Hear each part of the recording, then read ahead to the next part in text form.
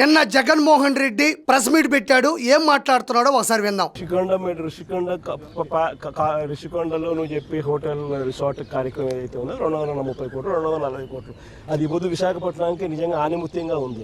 Jaganmohan Reddy Rushikonda palace గురించి మాట్లాడుతూ ఏదైతే రిసార్ట్ ఉందో ఏదైతే ప్యాలెస్ ఉందో అది ఈ రోజు ఆనిముత్యమైందంట. నిజమే, అది ఆనిముత్యం, చెప్పేది స్వాతిముత్యం, ఇది అక్షర సత్యం. అదే చంద్రబాబు నాయుడు యోగా కోసం, యోగా గుర్తుందా? యోగా ఎవరికి గుర్తున్నా లేకపోయినా యోగా అనేది మాత్రం నువ్వు గుర్తుపెట్టుకున్నావు. నువ్వు రోజు యోగా చేస్తావు. ఎందుకంటే 151 నుంచి 5 పోయిన తర్వాత అవి ఎక్కడికి పోయినాయో తెలియక టెన్షన్ పడుతూ నువ్వు చేసింది ఏంది? యోగానే. ప్రతిపక్ష హోదా లేదు, అసెంబ్లీకి పోతే ప్రశ్నిస్తే సమాధానం చెప్పలేక నువ్వు రోజు చేసింది ఏంటి తగ్గడానికి? యోగానే. ఎప్పుడు ఎక్కడ ఏ కేసులో లోపలికి వెళ్ళి బయటికి రావు అనే భయంతో రోజు టెన్షన్ పడుతున్నప్పుడు నువ్వు చేస్తున్నది ఏంటి? యోగానే. యోగా అనేది గుర్తుందా? ఒక్క రోజు ప్రోగ్రామ్ యోగాకు ఖర్చు పెట్టింది 330 కోట్లు. ఇక్కడ యోగాంధ్రాకి ఎంత ఖర్చు అయింది అని అడగగానే ఆ పక్కన ఎవరో 130 కోట్లు అనగానే ఈయన 330 కోట్లు అంటున్నాడు. అంటే 200 కోట్ల రూపాయల్ని కలపడం జరిగింది. ఇందాక ఋషికొండ ప్యాలెస్కి 230 కోట్లు లేదా 240 కోట్లు అన్నాడు. అక్కడేమో దాదాపు 550 కోట్లు ఖర్చు అయింది. అంటే అక్కడేమో 200 కోట్ల రూపాయలు తగ్గించాడు, ఇక్కడేమో 200 కోట్ల రూపాయలు కలిపాడు. 330 కోట్లు కనీసం నేనన్నా 240 కోట్లు పెట్టి బ్రహ్మాండమైన బిల్డింగ్ కట్టి విశాఖపట్నానికి తలమానికంగా ఉంది. ఆ బిల్డింగ్ ఈ పొద్దు కూడా పోయినా తలమాసిని పనిచేసినటువంటి జగన్మోహన్ రెడ్డి తలమానికంగా నేను ఒక భవనాన్ని, గొప్ప భవనాన్ని నిర్మించాను అంటున్నాడు. అయితే ఇక్కడ ప్రాముఖ్యంగా మనం చెప్పుకోవాల్సింది అది ఓన్లీ కొండ మాత్రమే కాదు. సప్త ఋషులు యాగం చేసినటువంటి అతి పవిత్రమైనటువంటి హైందవ సాంప్రదాయానికి నిలువుటద్దం ఋషికొండ. అలాంటి ఋషికొండ మీద 9.8 ఎకరాల స్థలం, అంటే దాదాపు 1000 కోట్ల రూపాయల స్థలంలో ఆల్రెడీ 150 కోట్ల రూపాయల ఖర్చుతో కట్టినటువంటి హరిత రిసార్ట్ని కుప్పగూల్చి మళ్ళీ 500 కోట్ల రూపాయలు ఖర్చు పెట్టి అందులో ఈయన ఋషికొండ ప్యాలెస్ని నిర్మించడం జరిగింది. మొదట్లో ఏం చెప్పాడు? ఇది ఎవరైతే టూరిస్టులు వస్తారో వాళ్ళు బస చేయడానికి కట్టినటువంటి నిర్మాణం అన్నాడు. ఇప్పుడేమో మాట మార్చి మళ్ళీ ఈరోజు అబద్ధం చెప్పడం జరుగుతుంది. ఆ బిల్డింగ్ లోకి ఎవరైనా పోయి చూస్తే విశాఖపట్నం అంతా పోయిన టూరిస్ట్ ప్లేస్ కింద కనపడుతుంది. అక్కడ పెద్ద పెద్ద వాళ్ళందరూ దాంట్లో వచ్చి గవర్నర్ గారు పోయినారు అనుకో, మోడీ గారు వచ్చినారు అనుకో, లేకపోతే పుతిన్ వచ్చినాడు అనుకో, రష్యన్ ప్రెసిడెంట్. ఇప్పుడు జగన్మోహన్ రెడ్డి నిజం చెప్పు, గవర్నర్ వచ్చినా, మోదీ గారు వచ్చినా, పుతిన్ వచ్చినా ఇలాంటి పెద్దవాళ్ళందరూ కూడా అందులో దిగచ్చు అని చెప్తున్నావు. మరి 2019 నుంచి 2024 మధ్యన ప్రధానమంత్రి మోదీ గారే కదా, మరి ఎందుకు తీసుకొని వచ్చి అందులో నువ్వు దింపలేదు? గవర్నర్ గారు నువ్వు పిలిస్తే రారా, నువ్వెందుకు దింపలేదు? పుతిన్ గారిని తీసుకొచ్చి నువ్వెందుకు అందులో పెట్టలేదు? నువ్వు పెట్టవు. ఎందుకంటే కట్టించుకున్నది నీ స్వార్థం కోసం. 3 రూములు, అతిపెద్ద పార్కింగ్, అతిపెద్ద పార్కు, అతిపెద్ద dining hall, swimming pool, beach view, ఇవన్నీ కట్టించుకుంది నీకోసం. కాబట్టి గెలవగానే పట్టాభిషిక్తుడై అందులో నువ్వు అందరికీ చేతులు ఓపాలి అనుకున్నావు. కాకపోతే దేవుడు అనేవాడు ఒకడు ఉంటాడా లేదా? నిన్ను అడిగాడా పుతిన్? నిన్ను అడిగాడా మోదీ గారు? నాకు బీచ్ వ్యూ కావాలి, హిందువుల సాంప్రదాయబద్ధమైనటువంటి ఋషికొండను కూల్చి అందులో కట్టి అందులోనే మేము దిగతామని నీకేమైనా లెటర్ రాశారా? విశాఖపట్నంలో 1000 ఎకరాలు ఉన్నాయి కదా, అక్కడ మాత్రమే ఆల్రెడీ ఉండే హరిత రిసార్ట్ ని కూల్చి నేలమట్టం చేసి కట్టాల్సినటువంటి అత్యవసర పరిస్థితులు ఎందుకు వచ్చాయి? ఎక్కడ పెడతారు? బ్రహ్మాండమైన రాజభవన్ లాంటి బిల్డింగ్ అది. రాజభవన్ లాంటి బిల్డింగ్ ఒక్క ఋషికొండ ప్యాలెసే కాదు, నీ తాడేపల్లి ప్యాలెస్ కూడా ఆ మాత్రమే ఉంటది, యలహంక ప్యాలెస్ కూడా అలానే ఉంటది, లోటస్ పాండ్ ప్యాలెస్ కూడా అలానే ఉంటది. ప్రభుత్వ స్థలాల్లో ప్రజల సొమ్ముతో కట్టుకున్నటువంటి ప్రతి వైఎస్ఆర్సీపీ కార్యాలయం కూడా ఋషికొండ ప్యాలెస్ కి ఏమాత్రం తగ్గదు. 230 కోట్ల కట్టినందుకు మాన్యుమెంట్ అక్కడ తయారైంది. వేరే ఇక్కడ ఒక రోజు యోగా అని చెప్పి ఇలా చూపిస్తున్నాడు. ఈ రోజు పార్టీ చచ్చిపోయింది. వైఎస్ఆర్సీపీ పార్టీ 151 నుంచి 11కు పడిపోయి ప్రతిపక్ష హోదా లేకుండా, అసెంబ్లీకి వచ్చే దమ్ము లేకుండా, అన్ని మీడియా ఛానల్స్ ఉన్నంగా మాట్లాడే తీరు కూడా చచ్చిపోయింది. కాబట్టి జగన్మోహన్ రెడ్డి ఇలా పెట్టడంలో తప్పు లేదు. ఎందుకంటే వైఎస్ఆర్సీపీ పార్టీ చచ్చిపోయింది అనే సింబాలిక్ గా జగన్మోహన్ రెడ్డి ఇచ్చినటువంటి ఈ ఇమేజ్ చాలా గొప్పది. దీన్ని క్లిక్ చేసి అందరూ కూడా ఇళ్లలో పెట్టుకోండి. ఒకరోజు 330 కోట్లు ఆవిరి, దాన్ని ఏమంటారు? క్యామ్ కాకపోతే నా మాటలకే ఖర్చు.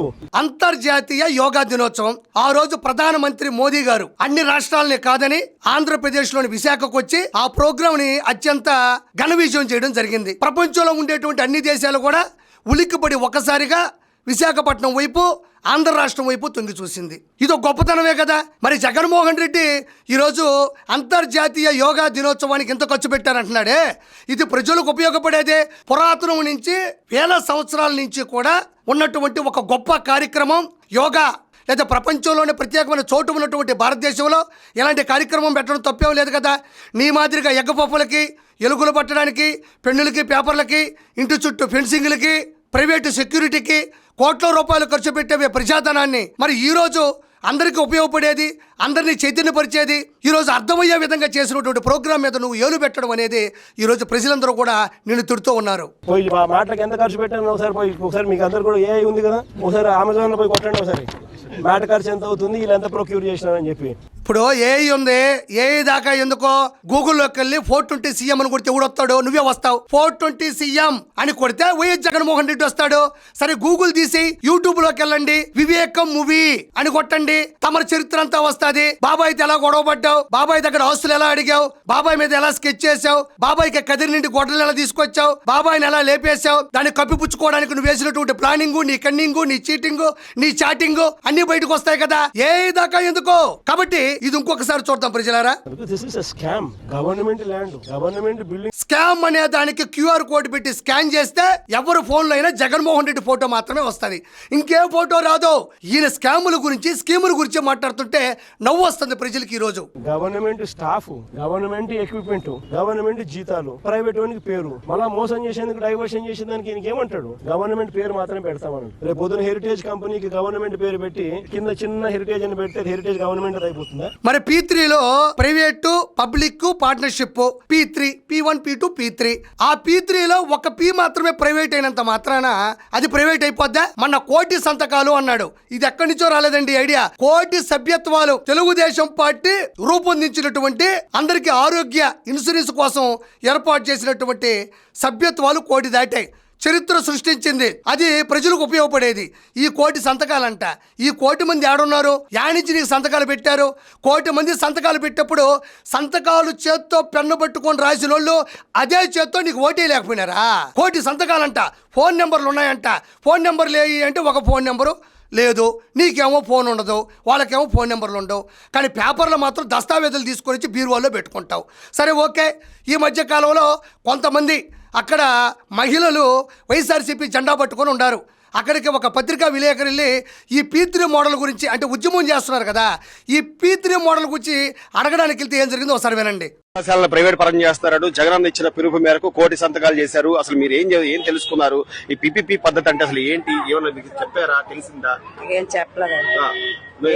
మరి ఎందుకు వచ్చారు? ఏంటి రమ్మాలంటే వచ్చామండి ర్యాలీకి అంతే. అమ్మ మీరేం చెబుతారు? మేమంతే. అంటే ఇది వ్యతిరేకిస్తున్నారా? వ్యతిరేకించట్లేదేమి, నార్మలే. మీకు తెలుసా ఈ PPP పద్ధతి అంటే ఏంటి? చెప్పారా? తెలుసా? ఇవి తెలియదు. ఇప్పుడు అక్కడ మహిళలు ఉన్నారు, అమాయకంగా ఉన్నారు, వాళ్ళ చేతిలో జెండా పెట్టారు. వాళ్ళ దగ్గరికి వెళ్ళి అడిగినప్పుడు ఏమ్మా మీకేం తెలుసు అంటే నా తెలీదు. మరి వాళ్ళకి ఏం తెలుస్తుంది చెప్పండి? P3 మోడల్ అంటే వాళ్ళ దృష్టిలో గానీ, జగన్మోహన్ రెడ్డి దృష్టిలో ఫోన్ కొట్టడం, వచ్చిన తర్వాత పార్సిల్ మీల్స్ పెట్టడం, వెళ్ళేటప్పుడు 10 రూపాయలు ముట్టడం. ఫోన్ కొట్టారా, వచ్చిన తర్వాత పార్సిల్ మీల్స్ పెట్టారా, వెళ్ళేటప్పుడు 10 రూపాయలు ముట్టారా, చేతిలో పెట్టిన తర్వాత వాళ్ళు ఆనందంగా వెళ్ళిపోతారు. వాళ్ళని అడిగితే వాళ్ళు ఏం చెప్తారు? మొత్తం వాళ్ళ వైఖరైనా, వాళ్ళ విలేకరైనా చేసే పని అంతా ఇదే. కాబట్టి ఇక్కడ మీకు ప్రత్యక్ష ఉదాహరణ వచ్చేసింది. ఎక్కడ వీళ్ళ చూస్తేనే అర్థమైనప్పుడు కోటి సంతకాలు ఎక్కడ వచ్చినాయని నేను మనస్ఫూర్తిగా కోరుకుంటున్నా. అయితే చంద్రబాబు నాయుడు గారు ఆంధ్రప్రదేశ్కి సంబంధించినటువంటి ఏ అయితే మెడికల్ కాలేజీలు ఉన్నాయో వాటిని ప్రైవేటీబద్ధం చేస్తున్నారు అని చెప్పేసి జగన్మోహన్ రెడ్డి అండుకో మాట్లాడుతూ ఉన్నారు. ఈ P3 అంటే పబ్లిక్ ప్రైవేట్ పార్ట్నర్షిప్ అనేది చంద్రబాబు నాయుడు గారు మాత్రమే తీసుకొచ్చారా? ఆయనే ప్రవేశపెట్టారా? ఇంతకుముందు ఇది చరిత్రలో లేదా? ఆంధ్రప్రదేశ్లో ఉండేటువంటి మెడికల్ కాలేజీ మాత్రమే P3 మోడల్లో ముందుకెళ్తున్నాయా అని అంటే ఎవరూ చెప్పినటువంటి ఒక విషయం నేను చెప్తున్నా. గూగుల్లోకి వెళ్ళి నేను సెర్చ్ చేశాను. P3 model medical colleges in Indian states అని కొడితే ఆంధ్రప్రదేశ్లో ఉండేటి మాత్రమే కాదు, భారతదేశ వ్యాప్తంగా ఉండే అన్ని రాష్ట్రాల్లో కూడా P3 model colleges, medical colleges కూడా నిర్మాణంలో ఉన్నాయి, ముందుకు సాగుతూ ఉన్నాయి, నెంబర్ 1 స్థానంలో ఉన్నాయి. అవేంటి అనేది నేను చెప్తూ ఉంటా, కాబట్టి మీరు గూగుల్లో ఎతకండి. Number 1 Shri Siddhartha medical college, Tumkur Karnataka. Maharishi Markandeshwar medical college, Ambala Haryana, Kasturba medical college Manipal Karnataka, Bengaluru medical college and research institute, doctor D Y Patil college Pune Maharashtra, Shri Ramachandra medical college and research institute, Mahavir medical college Moradabad UP, Shri Gokulam medical college Trivandrum Kerala, Bharatiya Vidyapeeth medical college Pune Maharashtra. నేను మచ్చు తణుకు 9 మెడికల్ కాలేజీలు మాత్రమే చెప్పా. ఈ 9 కాలేజీలు భారతదేశంలో వివిధ రాష్ట్రాల్లో ఉండేటువంటి, మనకన్నా అతిపెద్ద రాష్ట్రాల్లో ఉండేటువంటి ఈ మెడికల్ కాలేజీలన్నీ కూడా P3 పద్ధతిలోనే ముందుకెళ్తున్నాయి. కాబట్టి ఇది ఒక చంద్రబాబు నాయుడు గారే తీసుకొచ్చినటువంటి నినాదం కాదు. ఇది కేవలం ఈ కాలేజీలు ప్లస్ ఇంకా ఎన్నో కాలేజీలు కూడా P3 మోడల్లో ఈ రోజు చరిత్రలో నిలబడి ఉన్నాయి. ఈ రోజు అంతర్జాతీయంగా ఉండేటువంటి ఇంటర్నేషనల్ ఎయిర్పోర్ట్స్ కావచ్చు, నేషనల్ హైవేస్ కావచ్చు, టోల్ గేట్స్ కావచ్చు, పెద్ద పెద్ద భవన నిర్మాణాలు కావచ్చు, ఇవన్నీ కూడా P3 పద్ధతిలోనే ముందుకు కొనసాగుతున్నాయి. కావాలంటే సెర్చ్ చేసుకోండి.